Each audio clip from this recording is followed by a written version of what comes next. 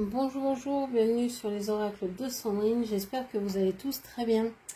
Alors je voulais vous dire d'abord merci de votre présence sur ma chaîne, merci de votre écoute, merci de toutes les actions que vous menez sur ma chaîne, c'est grâce à vous que ma chaîne grandit chaque jour, donc merci pour toutes vos actions, merci du fond du cœur, ça me touche énormément, ça soutient mon travail, ça fait grandir la chaîne, donc merci à vous. Je me présente, je suis Sandrine, je suis jardinière d'âme et je vous propose des lectures de soins personnalisés, des soins Reiki chamaniques et également des accompagnements. Vous avez toutes les informations dans la barre de description. C'est parti, on va aller voir quels sont les messages pour vous. Je vous rappelle que ce sont des guidances générales, donc vous ne prenez que ce qui vous parle. Je vais parler comme si vous étiez une femme et qu'en face c'était un homme, vous adaptez mes propos. C'est parti. Qu'est-ce que l'on vous dit? Alors, on vous parle du chiffre 6. Il y a un choix à faire. Un choix à faire parce que vous voulez du changement.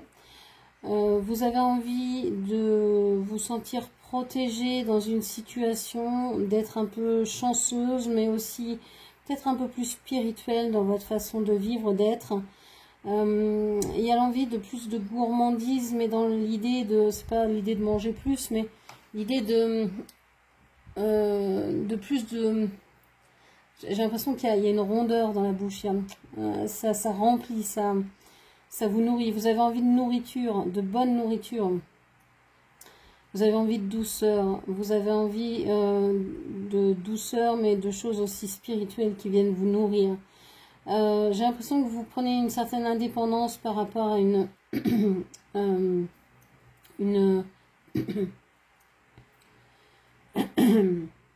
vie peut-être sexuelle ou peut-être une envie de partir en vacances. Vous avez envie d'indépendance, de repos, de sérénité. Alors, il y a peut-être une personne qui vous idéalise ou que vous idéalisez au proche, au loin, à distance en tout cas, distance géographique ou distance parce que vous ne communiquez pas ensemble. Il est possible que aussi cette personne soit... je pense qu'il y a une coupure ici.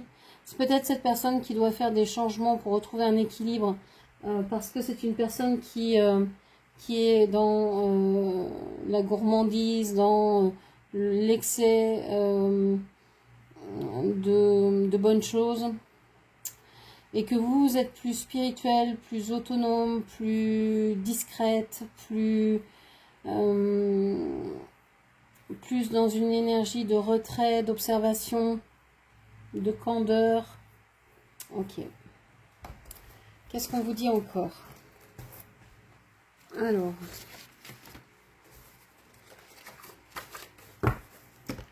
petit dessin canalisé. Alors, c'est le rose. Le rose, pour moi, c'est la tendresse, c'est l'amour, c'est l'amour tendre, charnel, c'est les câlins, c'est le contact physique, c'est la rose, c'est la fleur, c'est l'éclosion peut-être aussi. Ok, on va aller voir ce qui ressort.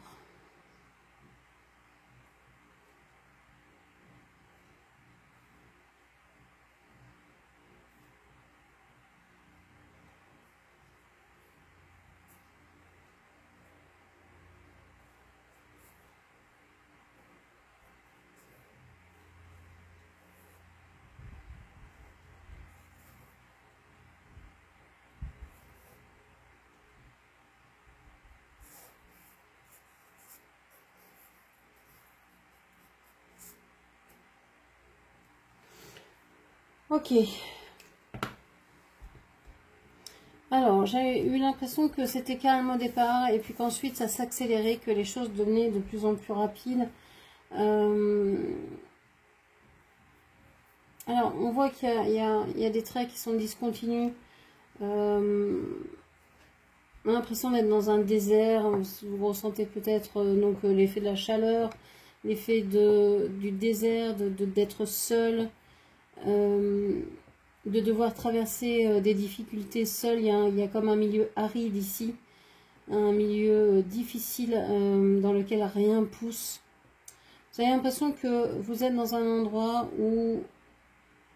qui vous a porté, dans lequel vous avez pu un peu grandir. J'ai l'impression qu'il y a deux énergies ici qui sont en parallèle. Et j'ai l'impression que vous êtes ici et que vous allez vers des choses simplement, on va dire. Alors que la personne en face, qui peut être votre autre ou toute autre personne, une personne à qui vous intéressez, qui est dans votre tête ou dans votre cœur, ça peut être un enfant, ça peut être un ami, ça peut, peu importe. On a l'impression que cette personne, tout ce qui vous paraît vous aller relativement vivable, eh ben c'est une montagne pour cette personne, c'est compliqué. C'est toujours des ajustements, c'est toujours des quiproquos, des choses difficiles à gérer, etc.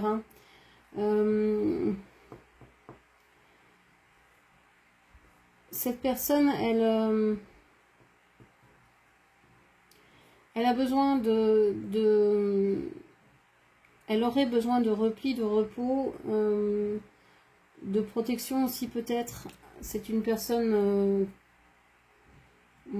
qui ne voit pas les choses, qui ne les voit pas clairement. Alors que vous avez cette vision assez nette de ce qui se passe. L'autre en face ne voit pas. Et donc c'est peut-être pour ça que vous pouvez peut-être prévoir ce qui vient. Et l'autre en face, non, parce que a les yeux un peu fermés. Ne voit que ce qui est devant son nez et encore avec beaucoup de mal. On a la lettre S, Z, on a la lettre B. On vous dit que vous, la route est somme toute assez simple, assez droite devant vous, on va dire. Cette personne prend divers chemins, des raccourcis qui rallongent, qui reviennent, qui refont, qui montent, qui descendent, ok. Et elle se prend des murs en fait. Elle va finir par se prendre un mur. Il y a le chiffre 3 ici, comme s'il y avait trois énergies, je sais pas, trois enfants, trois projets, trois personnes, je ne sais pas. Et que c'est pareil, on les voit, il y a trois chemins ici. Qu'est-ce que cette personne a essayé il y en a même 5 avec le vôtre ici. Est-ce que cette personne a essayé ces 4 chemins, 5 chemins et finalement se prend un mur avec 3 avec 3 de ces chemins-là et donc doit reprendre une vie un peu plus mesurée, un peu plus simple. C'est une personne qui est en train de se remuscler, j'ai l'impression qu'il y a comme une rééducation. C'est quelqu'un qui pourrait avoir des béquilles, je sais pas, je vois une bouée, mais en même temps je vois ici une béquille pour l'aider à marcher. C'est comme si cette personne n'était pas forcément adaptée à ce monde et qu'elle devait réapprendre à fonctionner ici-bas. Un canard, une bouée en canard, vous savez. Comme si elle avait besoin d'aide pour pouvoir avancer. Pour pouvoir rester ici, on avait besoin d'aide parce que sinon c'est pas possible. C'est une personne qui va certainement frôler certains dangers. Oui, qui a besoin de se prendre un mur pour comprendre les choses, qui a besoin d'aller au fond pour pouvoir donner un coup de pied et rebondir. Mais c'est compliqué. Et c'est comme si vous étiez témoin de ça. Et vous vous dites, mais c'est pas possible que cette personne ne choisisse pas le bon chemin, quoi. Alors, on va passer hop, à la lecture d'oracle. On va aller voir ce qui se passe pour vous.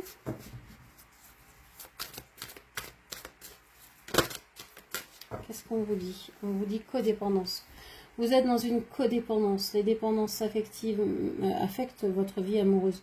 Alors, les dépendances affectent votre vie amoureuse. On a la codépendance, ça veut dire que vous pouvez être dépendante d'une personne, avoir envie de toujours être en contact avec cette personne, de toujours savoir ce qu'elle fait, d'être en communication, en relation avec elle, de ne pas pouvoir vous passer de sa présence. Mais on vous dit que si vous êtes en dépendance, l'autre en face est en codépendance. Soit vous êtes dépendante ou codépendante, vous verrez comment vous êtes, si vous êtes de ce côté ou de l'autre. Et il y a une personne qui fuit ici le lien. Souvent, c'est celle qui ne regarde pas les vidéos. Donc, je pense que c'est vous qui êtes dans la dépendance et l'autre qui est dans la codépendance, qui va faire des allers-retours, qui va venir chercher, qui va donner et puis qui va repartir sans crier gare, sans attente, sans prévenir, hein, vraiment. On vous parle de faites un effort. Le grand amour vaut bien le respect des étapes par lesquelles vous devez passer. Vous vous êtes longtemps dit ça. Faites un effort. Je peux faire un effort. Si c'est le grand amour, si c'est la personne que j'aime, si c'est un lien d'âme particulier, je peux faire un effort pour cette personne, pour l'aider, pour la comprendre, pour la soutenir, pour être là quand elle sera prête, quand elle reviendra. Je pense que les efforts, vous les avez déjà faits et plus que de raison. Ok. Et c'est cette codépendance aussi qui vous force à faire des efforts. Parce qu'en fait, cette personne vous traite un peu comme... elle vient chercher auprès de vous comme un shoot. Un shoot de bonheur, un shoot de... Et puis, elle vous laisse sans rien. Donc, c'est très intense et puis après, il n'y a plus rien. Donc, vous êtes dans cette idée de... je vais faire un effort pour avoir mon shoot parce que moi aussi, je commence à être dans la dépendance de cette ivresse, en fait. Ok. Qu'est-ce qu'on vous dit encore? Alors, on vous parle d'engagement et de mariage. Votre vie amoureuse s'élève à un niveau supérieur d'engagement. Cette situation comporte un mariage.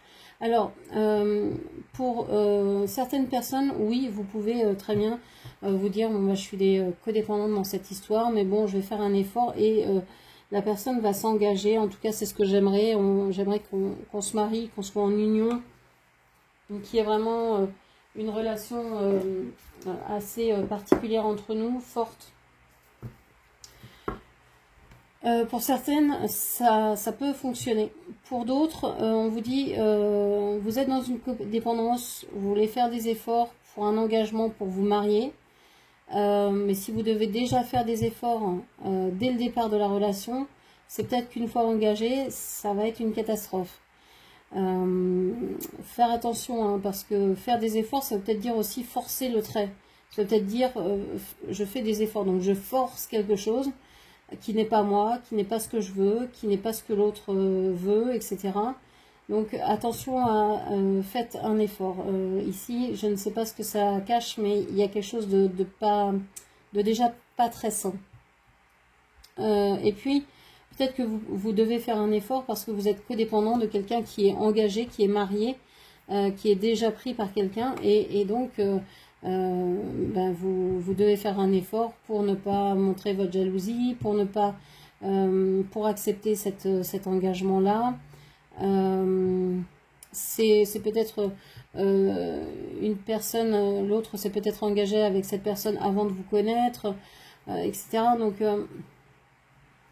vous êtes dans une recherche, dans une attente en fait d'attention ou d'engagement beaucoup plus fort de la part de l'autre. On voit que l'autre il est tourné vers quelqu'un d'autre, en tout cas pour l'instant. Alors, qu'est-ce qu'on vous dit pour l'autre?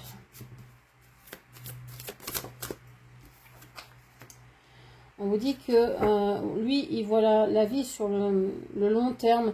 Je pense qu'il pense avoir une vision à long terme, mais je crois qu'il se trompe en fait. Mettre le focus sur son intuition pour une nouvelle vision. Ouais, j'ai le sentiment que jusqu'à maintenant, il regardait la vie par le prisme de son mental, de son ego, et il voyait pas très très loin. Alors peut-être que maintenant, sa vision s'éclaire et qu'il sait qu'il doit regarder à plus long terme,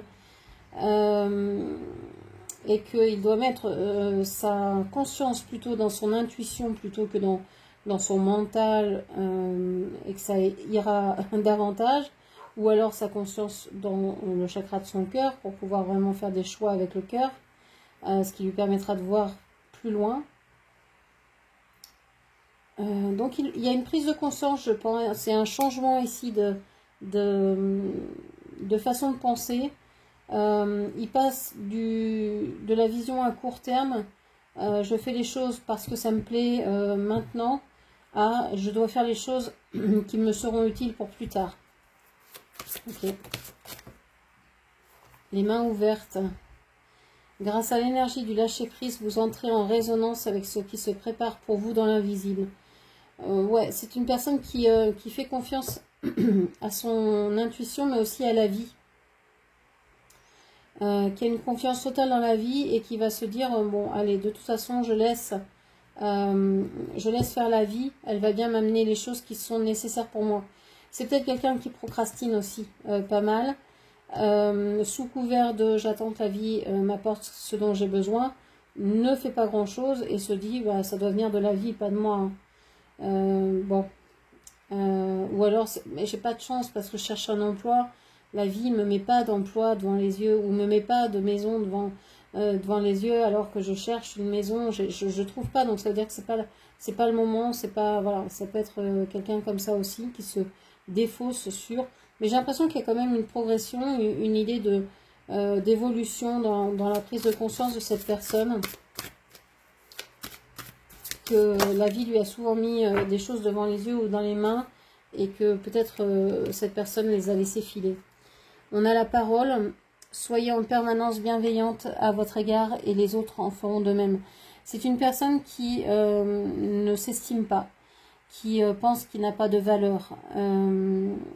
Et donc qui peut vraiment parler d'une façon détestable de lui et qui s'étonne que les autres en fassent autant et qui se dit bon bah c'est que ça doit être vrai, hein, je suis vraiment qu'un loser, je sais pas quoi, je suis vraiment pas bien, je suis pas une belle personne.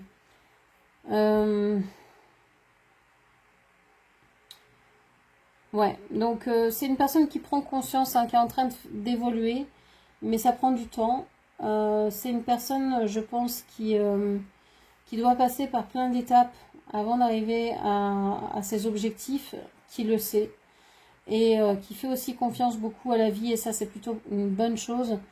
Mais il ne faudrait pas que ce soit une confiance trop aveugle en disant bah, la vie va m'apporter de toute manière ce dont j'ai besoin, donc tranquille. Ok. Qu'est-ce qu'on vous dit encore? Non, c'est pas celui-là que je vais prendre, pardon. Hop, c'est celui-ci.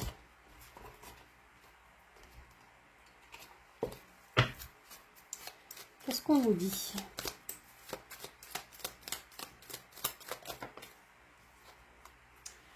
On vous parle du règne des planètes. Relié à toi, chaque astre exalte tes dons et les vertus essentielles de ta mission. Tu bénéficies de la magistrale orchestration du zodiaque écrite sur les plans de ton âme. Je pense que ici, vous sentez que les planètes sont en train de bouger, de s'aligner pour pouvoir réaliser vos souhaits, vos rêves. Vous êtes peut-être dans l'espoir que cette personne revienne vers vous. Lui est plutôt tourné sur des projets à long terme. Alors peut-être que vous en faites partie, peut-être pas. Peut-être que lui est vise plus une belle maison, un beau métier, je sais pas quoi, un travail dans lequel il peut s'épanouir, une belle vie de famille, etc., etc. Qu'est-ce qu'on vous dit encore? On vous parle de ton incarnation réveil. Des signes te montrent qu'il est temps d'écouter ton cœur. Toutes tes expériences t'ont préparé à vivre ton vrai but. Agis et les moyens parfaits te seront donnés pour t'accomplir. C'est ce qu'il pense. Hein. Il est là, il dit que c'est le moment. Il a l'impression vraiment que les planètes sont alignées, que tout est bon, tout est ok, tout est au vert, qu'il faut peut-être faire un dernier petit effort, hein, et que la vie va lui apporter, vous apporter ce dont vous avez toujours rêvé, qui est peut-être de vivre ensemble, peut-être de faire un dernier effort pour pouvoir vous rencontrer, vous parler, discuter, etc., vous réconcilier. Et un dernier message, s'il vous plaît. On vous parle du corps bouddhique. Connecté à ton troisième œil, ta faculté de clairvoyance et de contact avec ton guide éclaire ta mission. Alors ta conscience visionnaire capte tes futurs possibles. Tu peux choisir le meilleur. On vous dit ici que vous avez le choix. Vous avez souvent, toujours le choix. Et que votre intuition peut vous montrer différents possibles, différents futurs qui existent. C'est-à-dire qu'avant de vous incarner sur Terre, vous avez décidé d'une mission de vie avec plusieurs futurs possibles. Il n'y en a pas 150, il y en a en général moins d'une dizaine. Et on peut vous montrer votre clairvoyance, votre intuition peut vous montrer ces différents futurs possibles-là. Et donc il ne vous reste plus qu'à choisir ce futur, qu'à l'attirer à vous, ou à faire les bons choix pour pouvoir vous diriger. C'est un peu comme un aiguilleur qui choisit les bons rails pour vous aiguiller sur le bon espace-temps, la bonne dimension et le bon aiguillage, quoi. Donc voilà, vous avez le choix, les planètes sont en train de s'aligner, hein, pour vous ouvrir l'autoroute là du kiff.